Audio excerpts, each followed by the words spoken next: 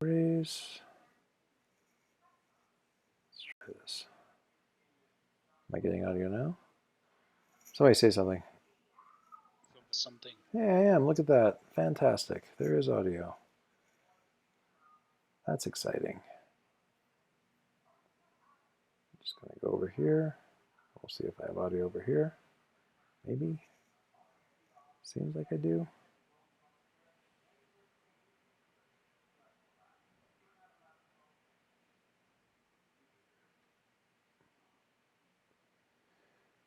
What the heck? I'll give it a try.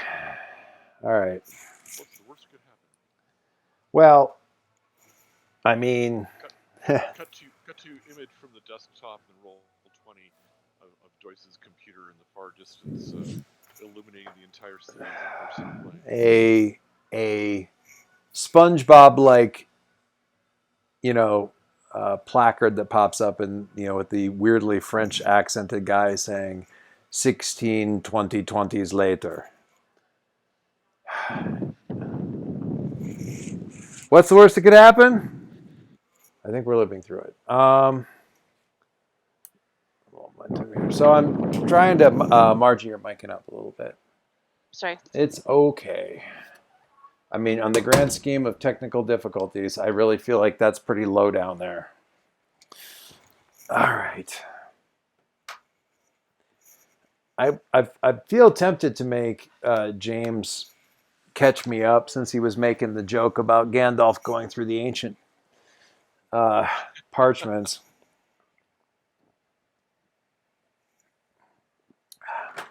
The short version is last time we basically came up with a team identity and Yes. it didn't work. Yes, that is correct. I wanted to meet that image, James, with Gandalf lost in Moria going, I have no memory of this place. Because, anyway. All right. So, yes, as Bill rather succinctly summed up when we last left our heroes, they were working on team identity stuff and had talked with Princess Arizella of the Atlantic Arizellas. No. About their proposed shenanigans and everything that they wanted to accomplish with regards to their new identity as the Tomb Patrol, which she was relatively down with, I think. I'm not specifically sure what she was looking to immediately contribute, but she was definitely interested in the whole thing. And there was a sense, I think, at least a little bit of wanting to, I guess, prove herself, kind of, as a faculty advisor. She hadn't been, she's new, so she hadn't really been allowed to be that before. So a little bit of that.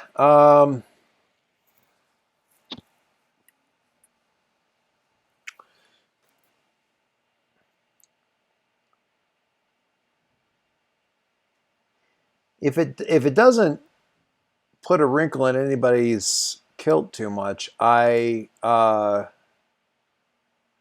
kind of want to jump to a little bit of the team doing that stuff, if that suits anybody. But if which is to say, hunting down something from Alex's Dig Dug program. I'm okay with that. I wanted to send Joey along with Met to find their Kirby Oh, crafts. right. Thank you. Jiminy Christmas. Yeah, But I remember that then message. Margie said, make me the B plot, so I'm not sure how she feels about that. So I defer to her.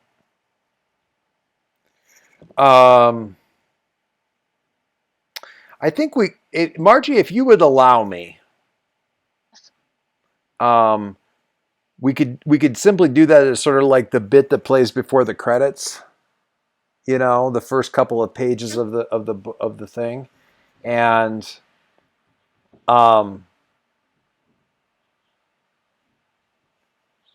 so I will tell you right now, I mostly wanted to see it because Joey talks about Met but he doesn't really talk to Matt, Right. and I wanted to see that change. So that's, I thank you because that's a good request, I think, to kind of shape things up. So simply set the scene here with it's sort of like the leading somebody into cover up your eyes. I want to show you the surprise kind of thing outside the house kind of deal. Not exactly, but there's definitely some of that energy where Joe's being mysterious and categorically speaking is bad at that. Um, Close your eyes. No, wait. Not that. That's there's kind of too many there's too many No. there's too many tunnels and curves. Never mind. Don't close your eyes. But anyway, so tunnels underneath the island that Joe's been given either really clear directions to that he's got on like a digital readout or a piece of paper, or there's like relatively well concealed drones here and there to send like little blinking LEDs to give Joe the high sign, turn here, turn down this path, kind of thing, something like that, to kind of help him navigate. Sure. Uh, I like the latter. you like the little hidden drones scattered around? Is Sure. that good with Because you? that allows for the comedic revelation to, where Met says, "What are all those drones doing out here? Why do they keep blinking at us down the passages that you're taking us?" So back me up here just a little bit. Matt had kind of expressed an interest in this. Something underneath the statue. Alex did a little bit of the research, but gave the big reveal back to Joe. Is that that's correct. broadly summarizing? All right. Yeah, Matt had done research about what was under the statue. Alex had been hacking and Saw monitoring that, right. and then followed up to actually locate the path to it. Okay, so these first two panels are essentially you guys sort of small talking your way. Okay, so a couple of issues. The comic book has missed a couple of months. Cognizant of that, the creative crew is using the first couple of things to both introduce a new thing for Met and kind of catch everybody up. So Joe is awkwardly, I'll simply give this to you as a directive, Dave, like kind of awkwardly small talking or not small talking, but talking to Met now that you're in only this little tunnel thing about stuff that's gone on, how everybody's doing, how all that kind of stuff. Lead us into that big reveal about like what are those bits of conversation going on? Are you rambling without really giving her a chance to talk, or are there lots of awkward silences? Take us away. So wow. I mean, superhero group. I mean, we're like mates. Team mates. Together on the superhero. Don't do that when I'm drinking soda, dude. I just about killed my second computer. That hurt. I mean, is that just like really cool? I think it's great that we're able to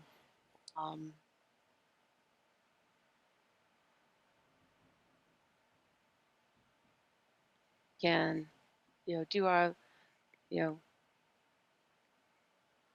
have our activities sanctioned um, and above Sanctioned board. activity sounds like a great cool thing. Yeah. I mean, yay, sanctioned activities. That would make a really bad band name. Sanctioned activities. Oh yeah, man. Sanctioned. Yeah, this could be my techno, ska band. Sanctioned activities. What's No, that's stupid. Never mind. I didn't say that. what's ska? It's a music thing. Joe and Dave say I'm totally with, I'm with, totally with, with, torturing my husband here. with equal levels of ignorance. So, hey, what about these tunnels? I mean, they're really, mysterious, and some of the graffiti on here is old. It appears that the tunnels themselves have date back from a lot of different times. I have to wonder if they just, you know,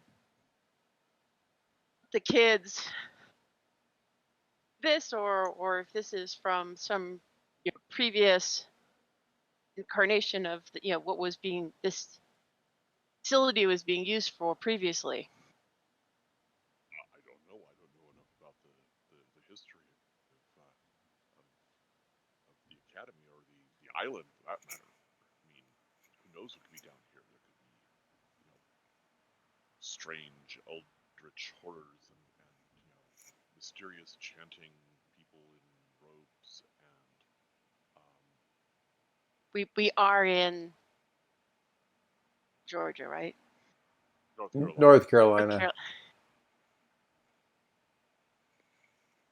I don't Circles. think there's many mystic orders of in North Carolina. I mean, except for the mages, of course. But that's a different story. Meanwhile, Dave's trying to conjure up the Circle of Thorns from City of Heroes. Roddy? See, I pictured these as finished tunnels, so they're more like sort of maybe sort of the Richty instead. Yeah. What snacks did you bring to eat while you're watching this on the screens in Alex's room? Well, Alex made me bring tendies, so I'm not allowed to eat the tendies, but I had to bring them. What? Bring the what? I'm sorry, what? Chicken Tendies. tenders. I don't know what that is. Chicken tenders. Oh, tendies. If you Gotcha. don't know what this is, you haven't been reading incorrect quotes. Sorry. Oh, That's No soy tendies. that's far. That's fair. It's all Yo incorrect. soy. Actually. I think more and more I really need the incorrect quotes, so I'm going to have to get back in there. you So really do, dude. I know I need a emotional recharge. So you brought the chicken tenders, but you aren't allowed to eat them. What did you bring for yourself? And Kiln, which of the two are you stealing?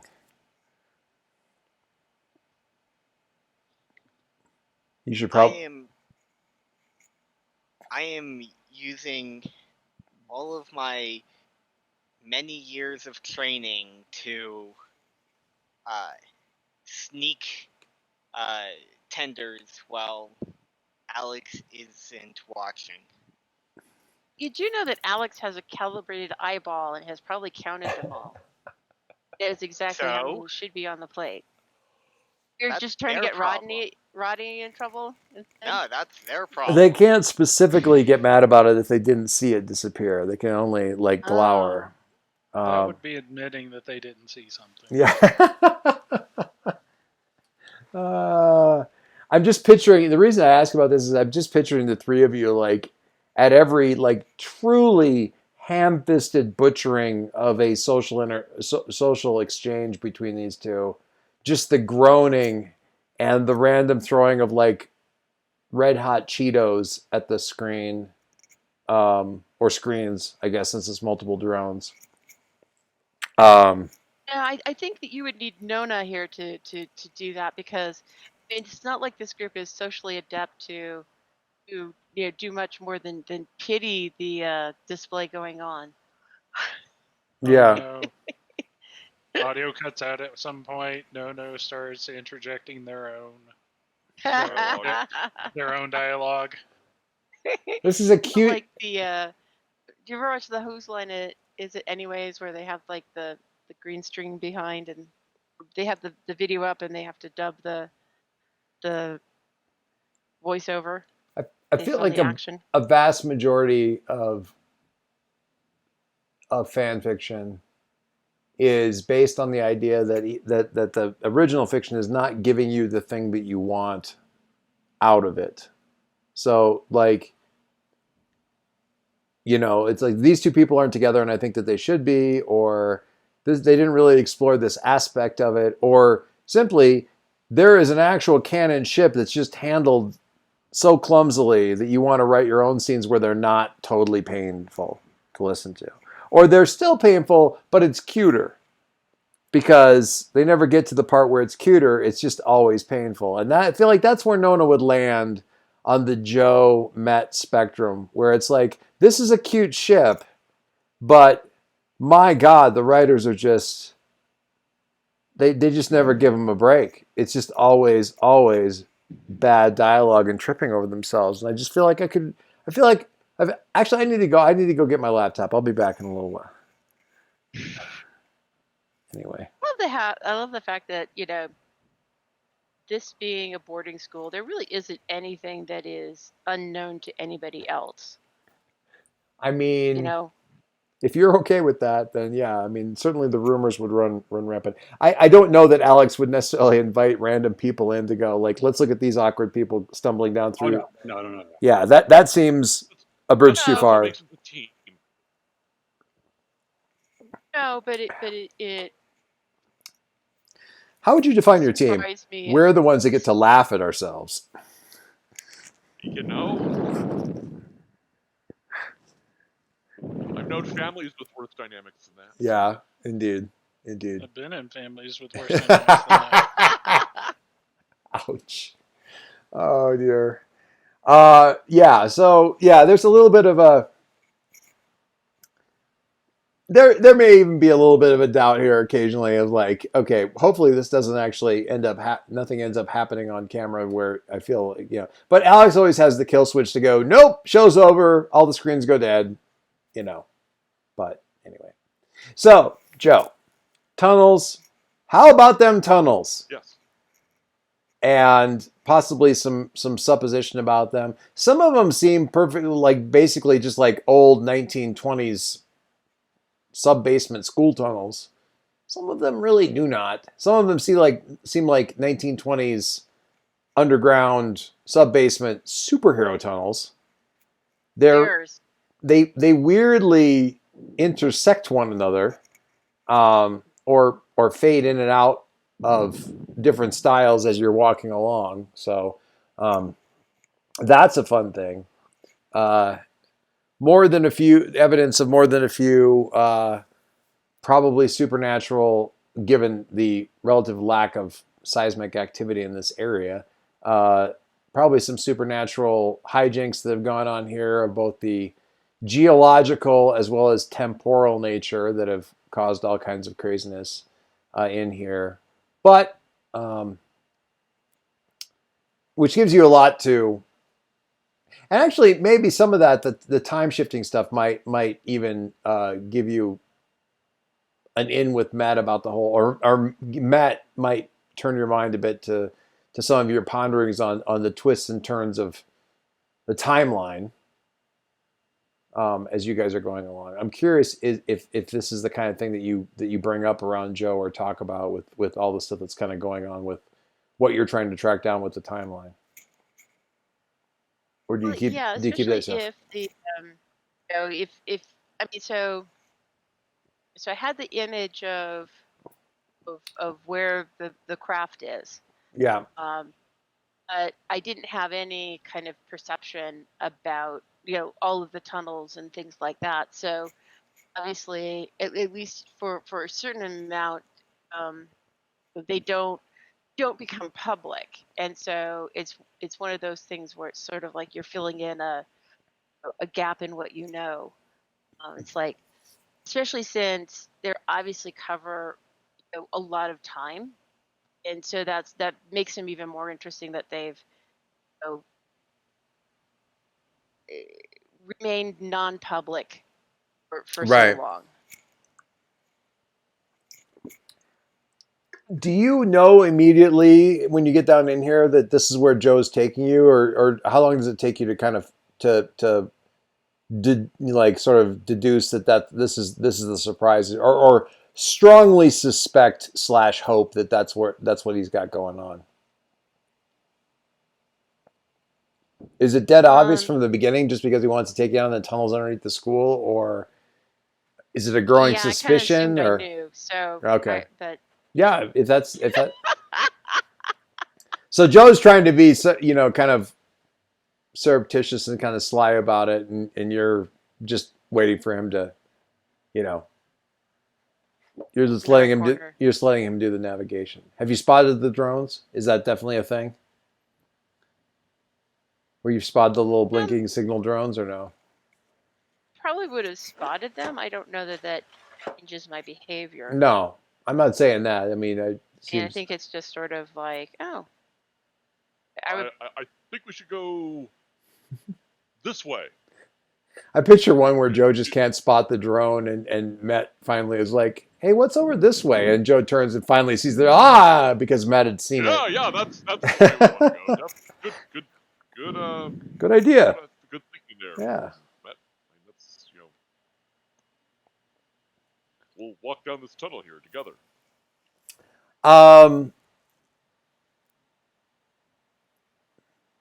I'm assuming he's also being gentlemanly and holding a light, making sure there's no rubble in my way. Yeah, passing you across cracks in the floor that are more than a few feet, ignoring the. And it was interesting is that since I live on a ship, I'm not like used to like spiders and things Creepy that crawlies? inhabit organic places over time. So Yeah, I mean, on a ship, that would be a sign of things going very, very wrong. A hydroponic system that's, completely out of whack. And here it's like, the more of that kind of stuff happening, the better the system, the ecological system is probably doing. So in a lot of ways, Which isn't necessarily what you want in a tunnel system. no, but still. does this remind me of the ecology of a ocean crawl? Yeah. Memes, it's like.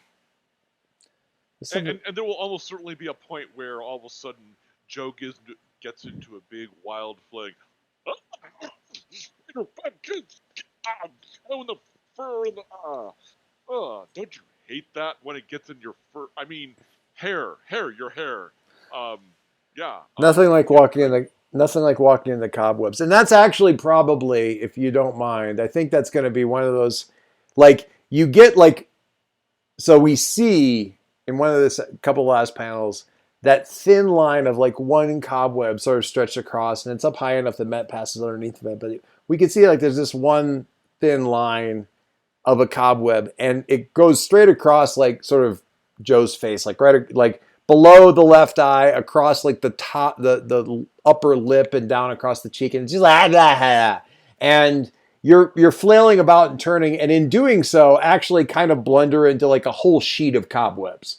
Like you start to turn around, it's like, don't you hate when you just like walk into a big mess again higher up that Matt had missed, and in sputtering and getting yourself out of that, you step out into a larger space that Met was already in, where she's looking at the ship. So what are we looking at, Matt? What does this thing look like? I'm gonna defer to Dave's comics knowledge, because I think it would be fun if it was sort of very Kirby Craft. So sort of a 1950s version of future tech. I'll note that there was a collection of images on I feel like last session's or Right, at the end right, of last right. session. did we? Right. Was that in Yeah, the look up in the. menagerie stuff? No, because we just remember we picked. There was one we liked. Oh yeah, it was this one. Oh, the Nemo craft, The the Nautilus. Nautilus, sort of a little steampunky. Link me. The summary for last session. Gotcha. To It's- 10:45 on June 17th. It's in the the Masks Discord. Okay. Is there a way to link to a given thing? Yes, there is. That's just clear. I think we were all sort of going towards some of that same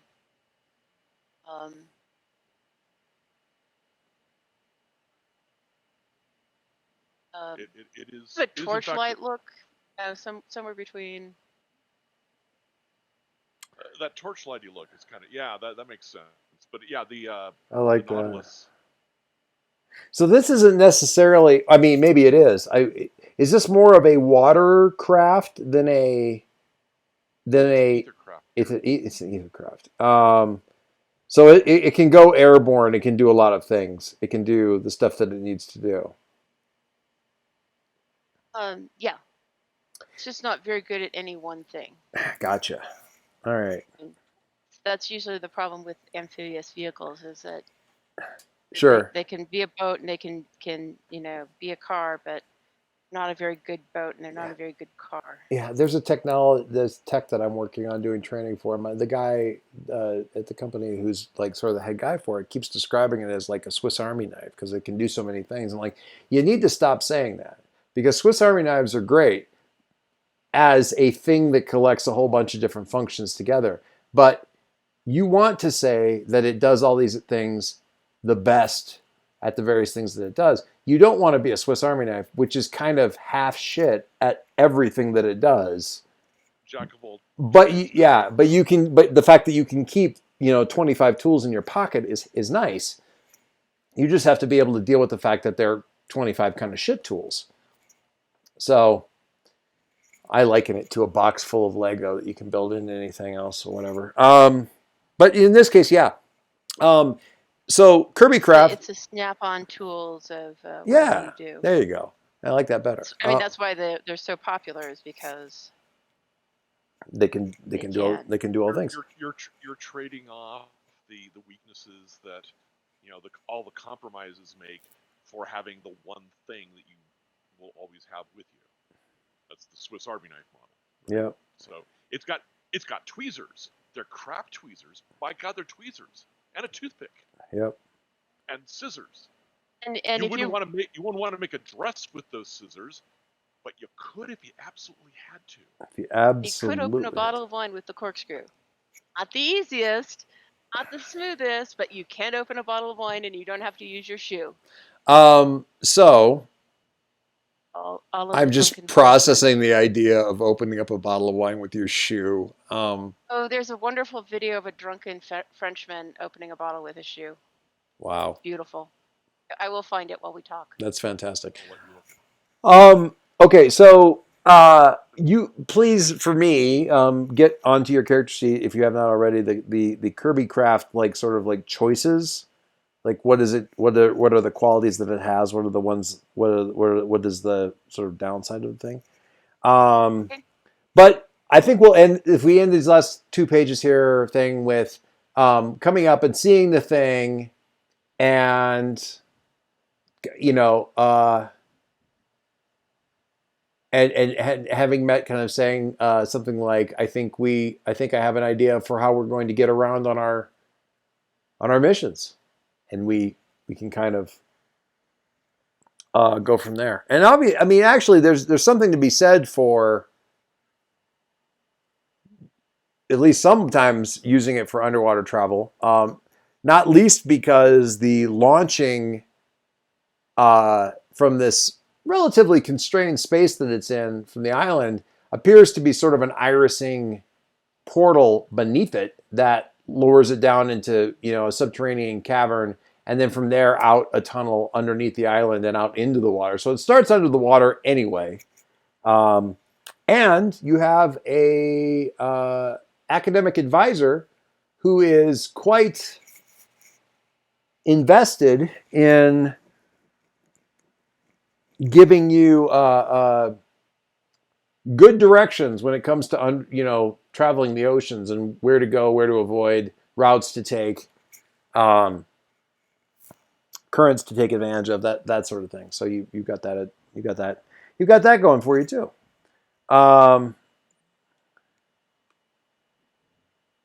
The next shot, I think, is probably what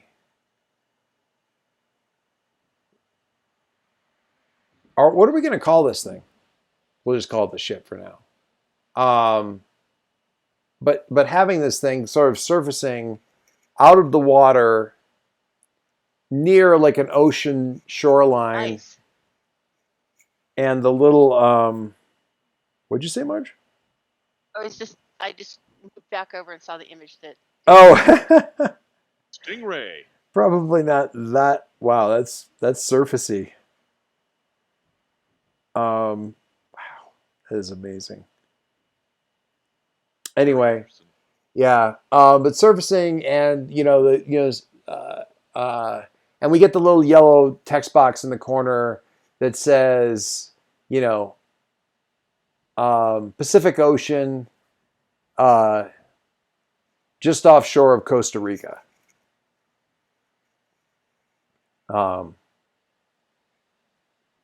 2 days later, something like that. Right. Let me just say that we have a few rules in the rivercraft. Okay, this is a bean-free zone.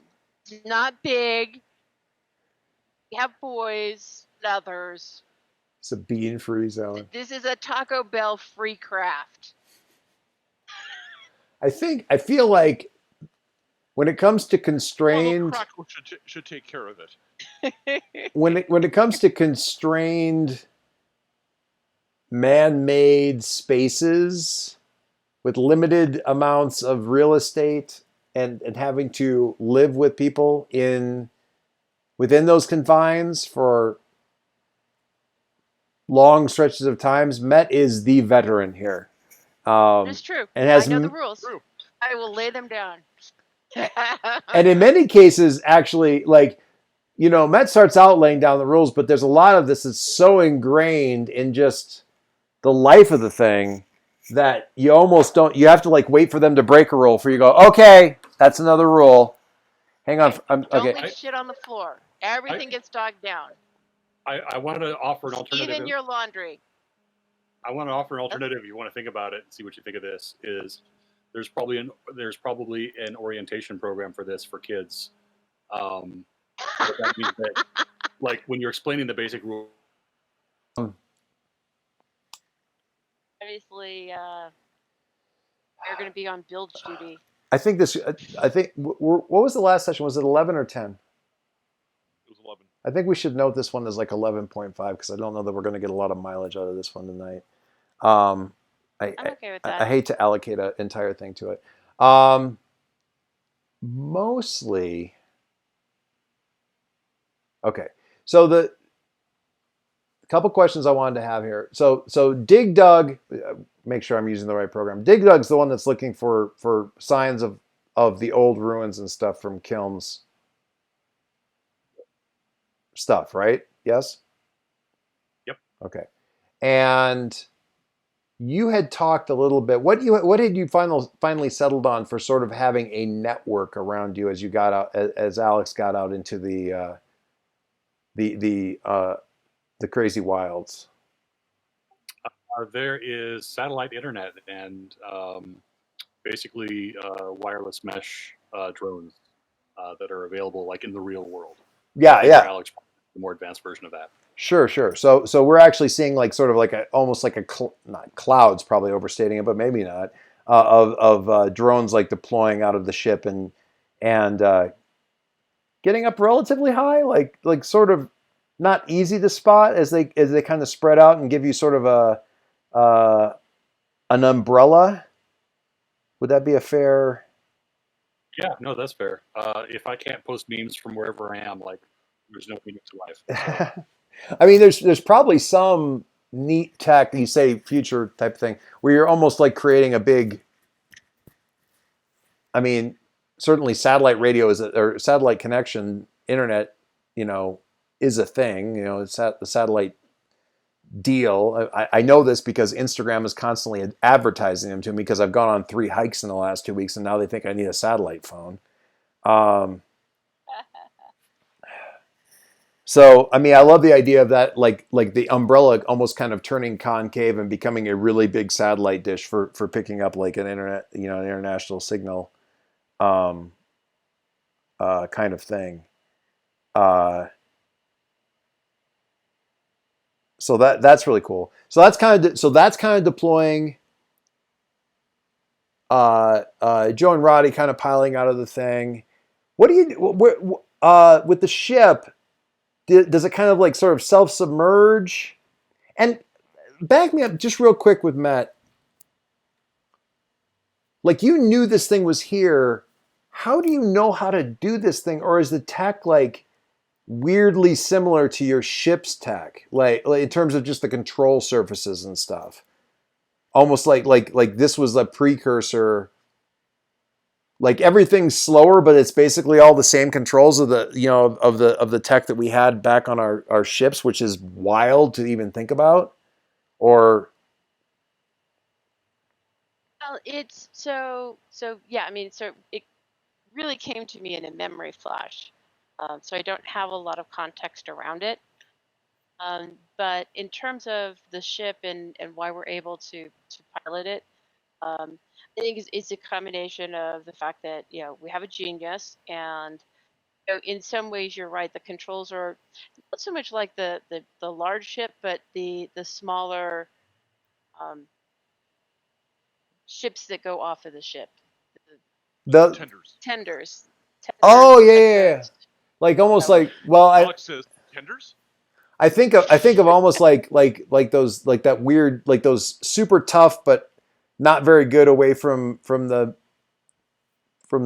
main body, the tugs that they use in Guardians of the Galaxy. That one, like, but not ugly like the Star Trek.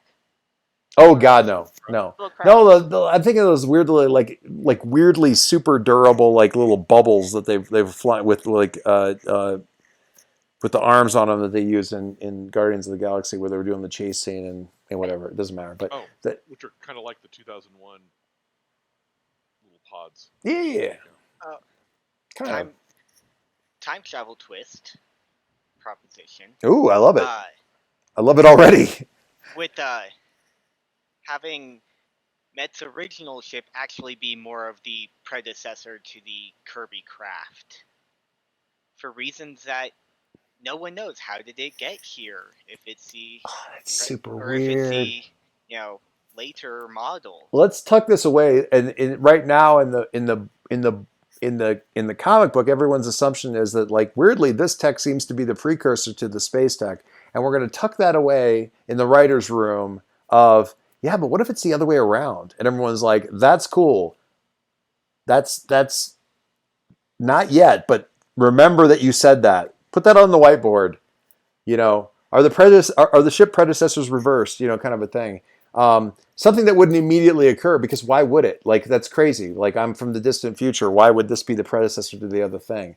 But what if it was? Remember, I'm trying to change the timeline so that Yeah. you don't have to go to space. So we established at least why Matt was, like, quickly able to pilot the thing, and actually quickly able to explain a lot of it. And also to be honest,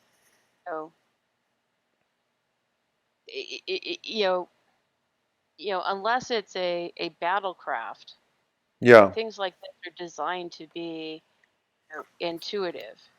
absolutely. Yeah, yeah. Which is Even why the scenes in Buckaroo Banzai are so funny, because designed for aliens who drive with their feet. even Battlecraft, especially Battlecraft, are really kind of meant for somebody like driving a tank, so, not a fighter pilot. somebody who's somebody who's got to deal with stuff that's relatively straightforward.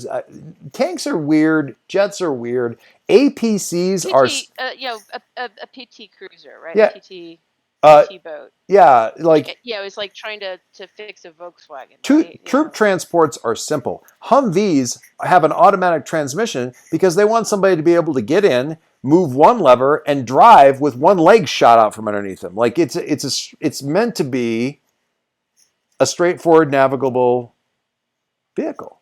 Also, the rule of the Army is that you must be at least 10% smarter than the equipment you operate. Yeah, yeah. So you got to keep it simpler. Love it. Okay, so we got piling all. Kind of getting on top of the craft.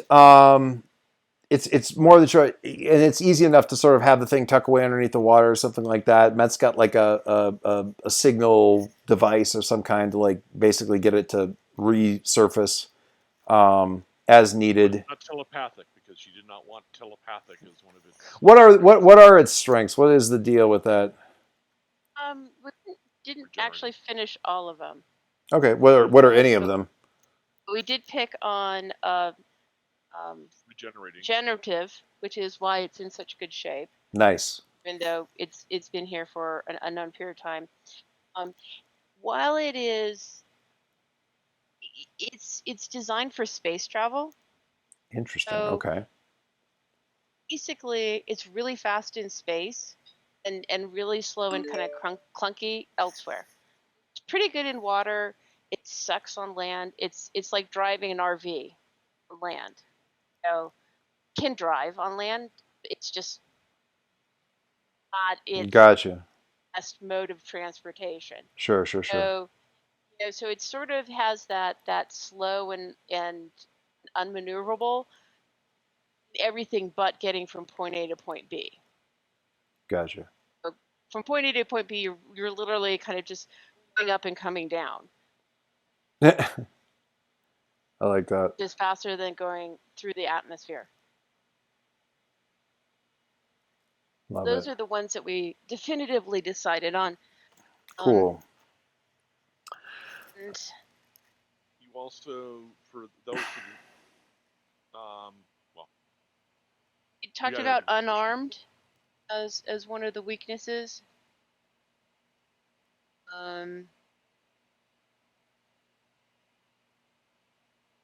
We hadn't really talked about a second strength. Maybe that will come about as we learn more about it. Okay, sounds good to me. All right, so a pretty heavily forested section of Costa Rica with maybe someone. So you're nowhere near. Who would know this? You're not near sort of the more popular, more well-known beaches. It's less hospitable coastline territory. It's not where people are going. Oh, beach. Let me just lay out here. It's more heavily forested. Costa Rica. I'm trying to think who would really know this. Alex would have like sort of the CIA briefing document on it in terms of like biomes, biodiversity, resources, people, all that kind of stuff. It's got there's a ton of that kind of stuff. It ranges from rainforest to sort of arid cloud forests, tropical arid tropical forests, which sounds weird. Lots of different stuff. You're in an area that the coastline is a little bit more rocky, and by rocky I mean literally volcanic rock that's been just beat up by the ocean and stuff. So it's pretty rough coming ashore stuff, and then kind of launches straight into sort of heavy forestation and stuff like that. And left to that probably because it wasn't ever used for domestic animals or anything like that. Somewhere in this area, apparently, something Dig Dug found. Go ahead, Margie. You're saying.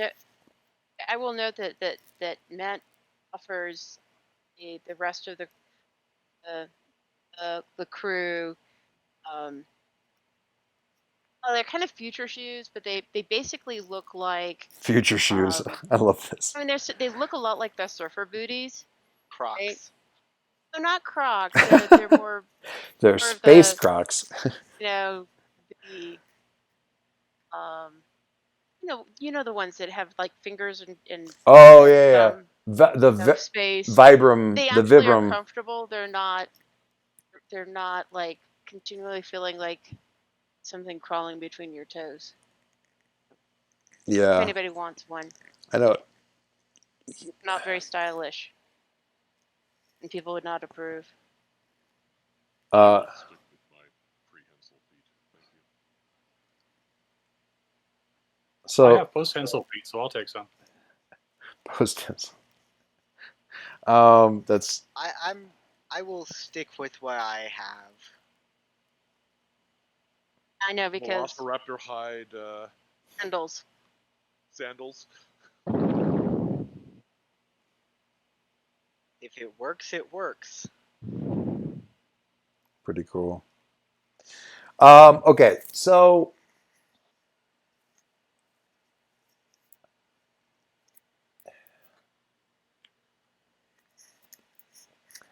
I'm going to ask somebody because I'm on limited screens here to see as you guys are getting into like coming ashore, getting up over the rough rocks, getting up into the trees and stuff like that. The image I'm looking for is a oh boy,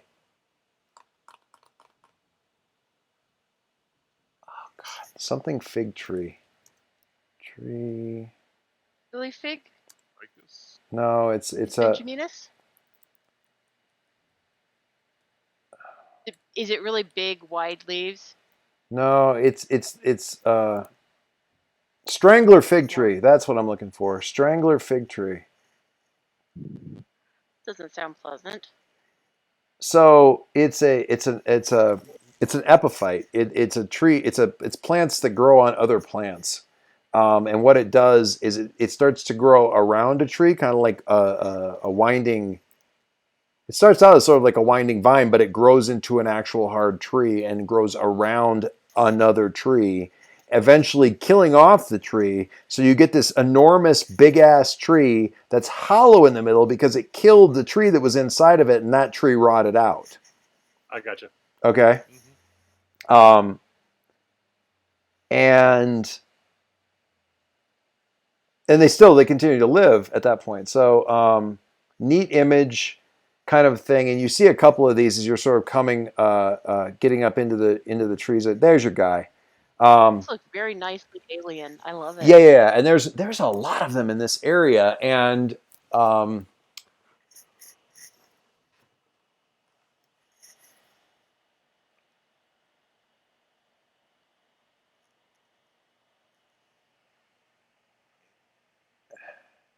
Kiln, these things are very.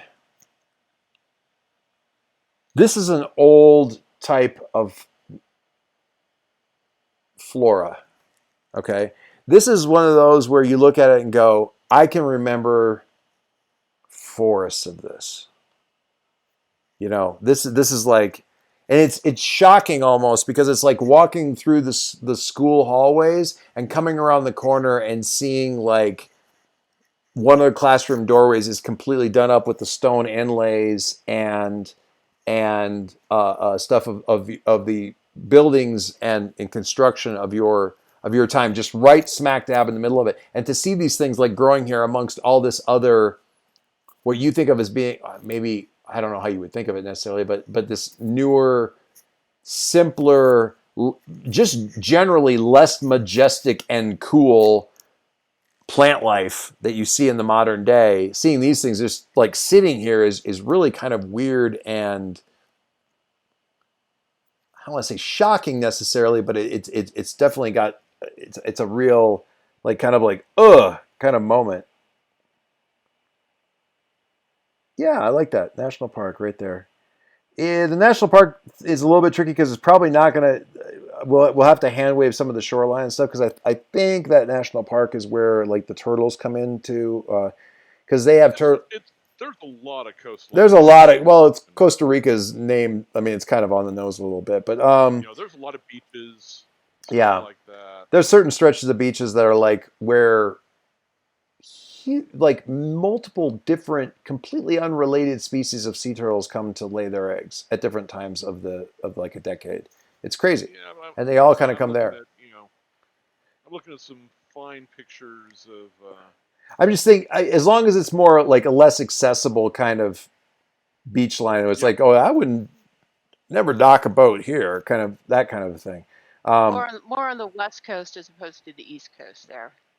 Well, The we're definitely on west. the west coast. Well, I say the left hand side of the map as opposed to the right hand side of the map. Yeah. That's like 60 miles of coastline though. There's plenty of room. Yeah. There's lots of room, and I like your like yeah. I see what Marty's doing with west versus, but the left hand side of the image that went up there. Right. And that's actually smack dab in the upper left hand side of the image. The other picture I put here, just kind of the very inaccessible coastline. Oh, that is I like that. exactly what I'm looking for. Thank It's you. waterfall. That is Llorona Beach in Carlos Bermudez. Or that was done by Carlos. That's the F off and go away beach. Except for the waterfall part and a little bit of We will sand. take our boat in there, and no one will be bothering us unless they come by boat. Exactly. Yeah, that's exactly, visually speaking, exactly what I was thinking. I was like good sharp cliff and immediately into heavy overgrowth. Yeah. When you go to Google Maps and you see like a bunch of squares of like different photographic quality, you know you're out in the sticks. Yeah. No, this is very, very good. Thank you. Lorona Beach. Yeah, because you look, I mean, it's telling the other map that you put up, Dave. If you look at the right hand side, there's towns, there's roads, Yeah. there's more of a shallow beach, and then I was looking for the areas where the roads stop. yeah, and then the left hand side is like, yeah, we don't do shit over there. That's just not, generally speaking, a very conducive, friendly. Well, we're It usually going. means the There wet are side no of the roads. island. Yeah. No, if you go look at the Hawaiian Islands, you have the windward and the leeward of Sure. the islands, Sure. and most of the population is on. So anyway, in this case, up the cliff, and into these, seeing these trees and killing, you're kind of having this sort of visual, like more of a emotional reaction more than anything else. Just shock isn't quite the right word, but really surprise.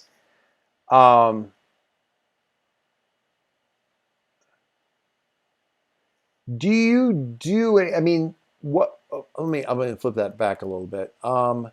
What were these things?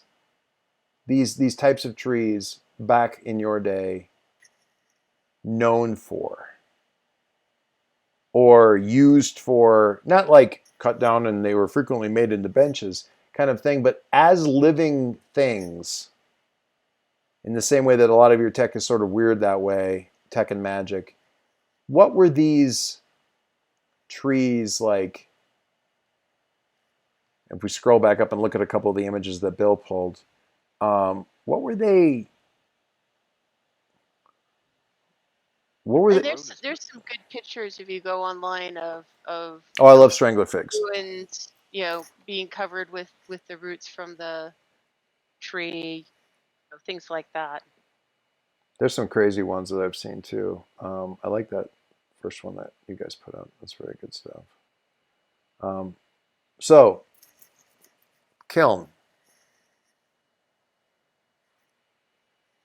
what do you think?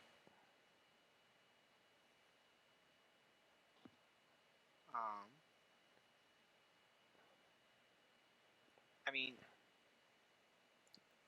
I'm thinking of stuff like, and I'm randomly throwing stuff at the wall so you can go, yes, none of that, but this. Like, crawl inside and meditate, and blah, or whatever. one way was it was used for quick kind of survey posts. Oh, because you can clamber up pretty easily and definitely remain undercover because you're inside the bloody tree. Yeah. That was more once fighting really started. But they were also used for their nutrients, their we had a festival to celebrate the first harvest of the fruits. What about like were there any I'm wondering like long distance communication, maybe not mass communication, but like certain gurus, or if you had this particular special bit of tech or something like that, and you know coordinate, like you could like somebody sitting in a tree 100 miles away and you're sitting in this tree, and you could like make contact somehow, anything like any of that kind of stuff, or you know they having I'm thinking like it's because they're so big, like what if this, but also like those aspen groves that are actually all one plant, you know. Technically.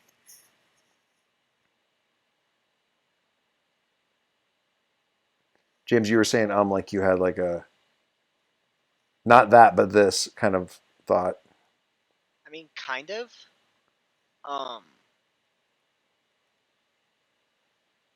Because I like what you're saying there, but I don't know. I was feeling more of the openness of them and less of the, deep in the ground. Oh, okay, great. No, I like that. Roots going through, which So, is why I'm hesitating on that idea. yeah, but something like with the open airness and the open to the river thing and everything, you know, that kind of thing. But I like the watchtower idea. That's kind of neat too. Um, I will say one thing. mm-hmm. Is I'm going to pick one of the fruits. Which is, yeah, because they are technically a fig tree. They're not typically a fig tree that is harvested for people, but animals will eat the figs if I'm not mistaken. Yeah. They're not that kind of fig, but oh my god, there's so many cool pictures of these things. So you probably have to clamber up kind of high to do that. But this way, I can bring it back and maybe be able to work at recreating some of the flavors and foods from I my see. time. Interesting. Very, very cool. Joe, you are having a very different reaction to these things.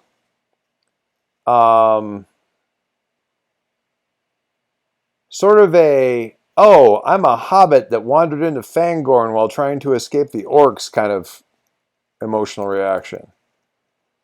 Yeah, I can just imagine someone saying, "Hey Joe, it's a jungle. Is that like cool?"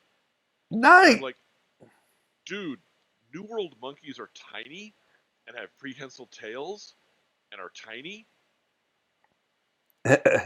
Why do you think this is like?" Well, Cool. it's not necessarily where I was going with it is that these things are actually giving you the Wiggins, like a real hair raising kind of goosebump kind of creepifying feel, like the trees are alive in a not particularly friendly fashion, kind of thing.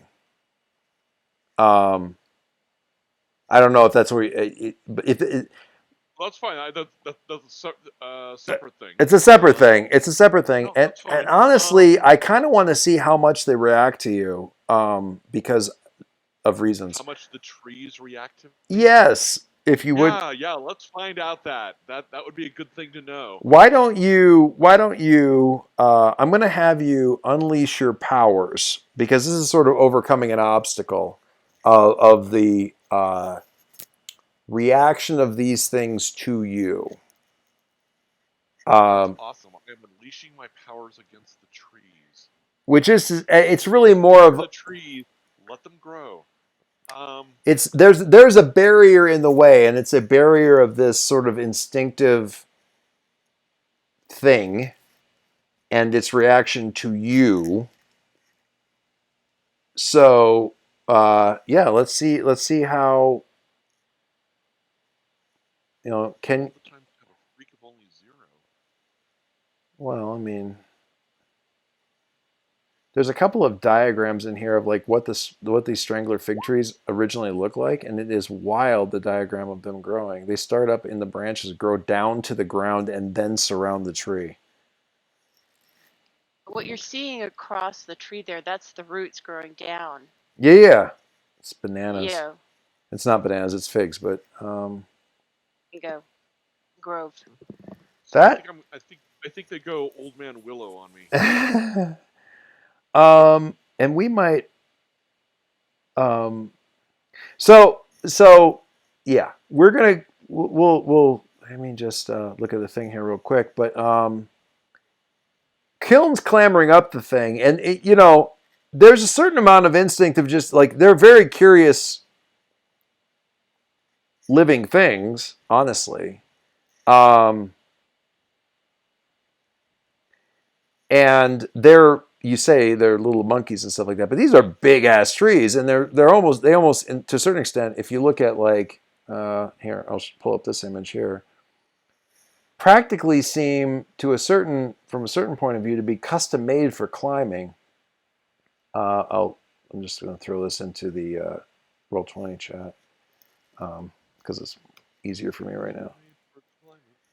So you find yourself drifting kind of close to these things, but looking up, like sort of through that image that I just shared, up into the tree, up through the middle of the thing, there's like a wave of, it's a mix. Get one of those weird focal length things where they shift lenses around so it all kind of goes. It's sort of a yeah. It's the Evil Dead Sam Raimi zoom. Yeah. Or I would think of it as the Nazgul zoom. Sure. But yeah, that's the focal shift zoom, because there's a little bit of a spiraling vertigo effect, along with like a real sense of antipathy seems too weak. Menace, but almost a mindless menace, like you've tripped an alarm kind of thing. Like bumbling into the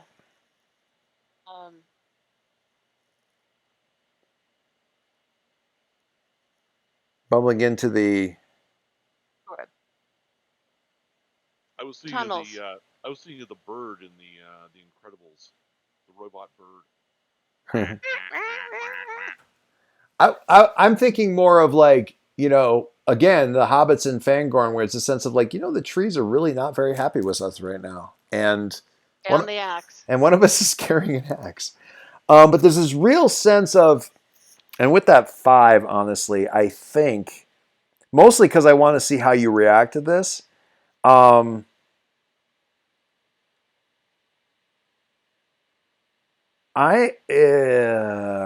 would like to see you take a powerful blow.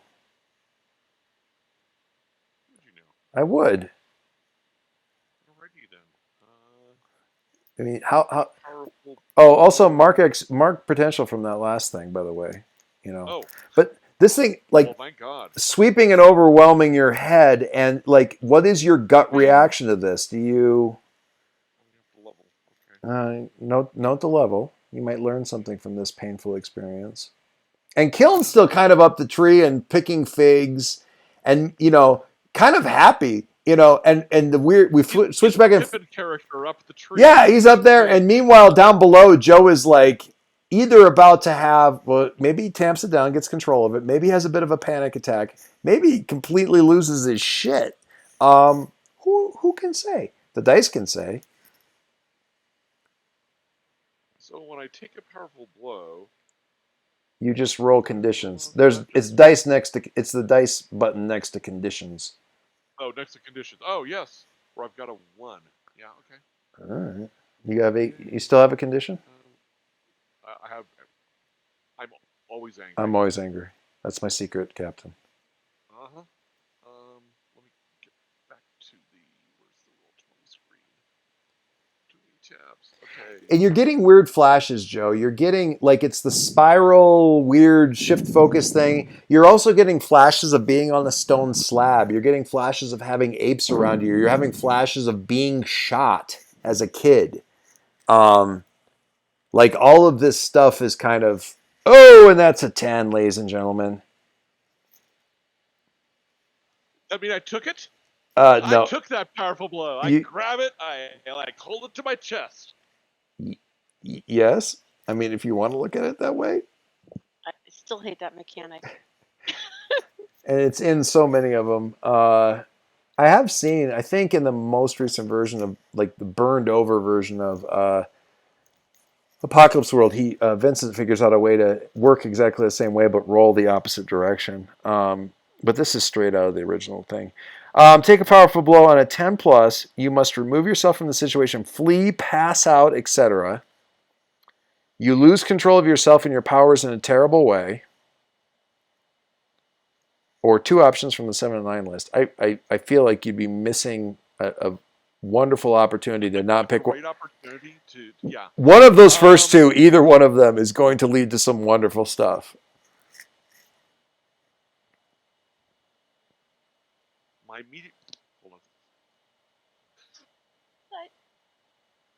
My immediate reaction is to say, and just looking at kind of the structure of these trees, is that regardless of the fact that Kiln has clambered up the trees up there, Pippin-like, gleefully, harvesting figs from the upper area like they were mushrooms.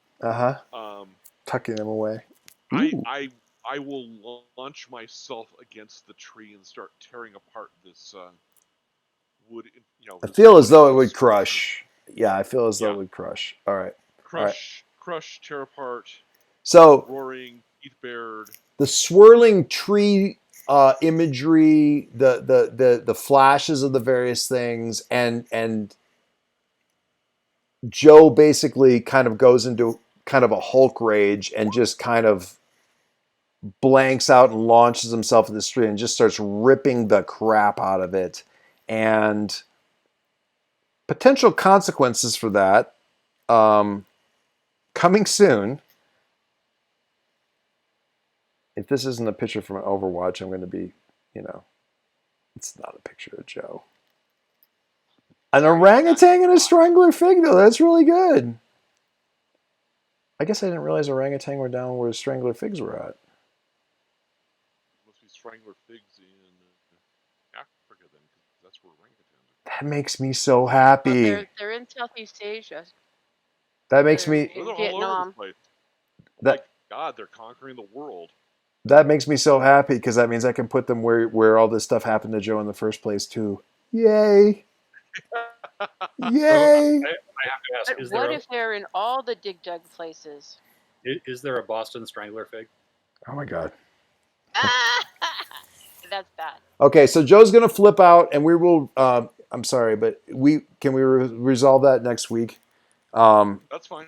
But we will begin with Joe losing his shit and ripping apart the tree that Kiln is up and everybody else is standing near, and what the trees might do in response to all of that.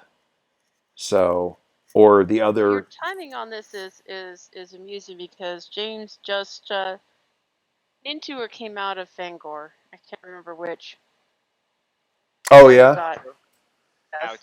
I forgot Fangorn was even a thing you get into. We've just rewatched the Two Towers and actually just finished up. Actually, I'm not finished up. I'm in the middle of Appendix B of the LOTR reread. Lovely. Wasn't my intent to go that far. It was just the idea of the just the menace from trees surrounding you kind of thing. Anyway. All right. Well, that was a fiasco of a game, but we have stuff going, and I think we're going to have a whole bunch of stuff happening this next session. So I'm excited.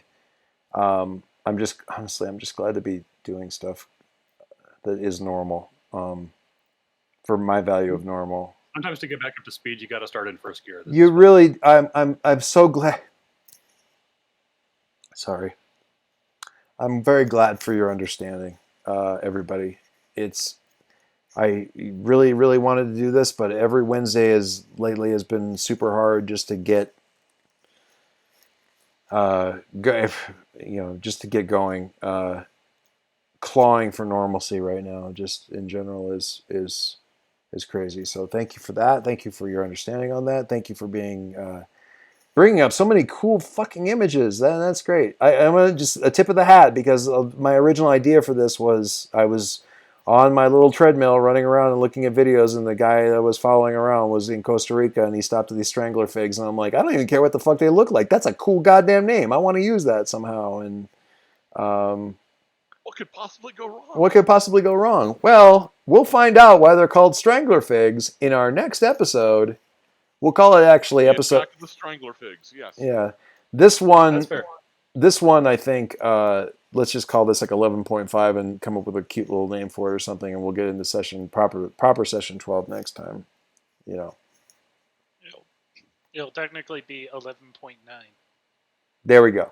You've already Oh, done we do because we had so many other things. Right. Yes. Okay. 11 that and a works. half. 11 and a half. Yeah, and you can always just walk in on Wednesdays and say like, "Hey, I got nothing prepared. Tell me what shenanigans you folks get up to," and like, I'm sure we can find. I am absolutely, and I'm aware. Luckily, this game is particularly conducive to that. I didn't have a lot. I had like, let's get down to Costa Rica, and let's see what happens once you guys. Let's have a couple dice and see if the dice tell us what's going on. And the dice provided a 6 and the equivalent of a 6 in quick succession to make things super interesting for next session. Thank you, dice. We love you. 20,000 figs across the sea. 20. Oh. Oh my god. All right, and with that, I'm gonna say goodnight, and I'm gonna go tuck my eldest in and all that kind of good stuff. So. And encourage your child to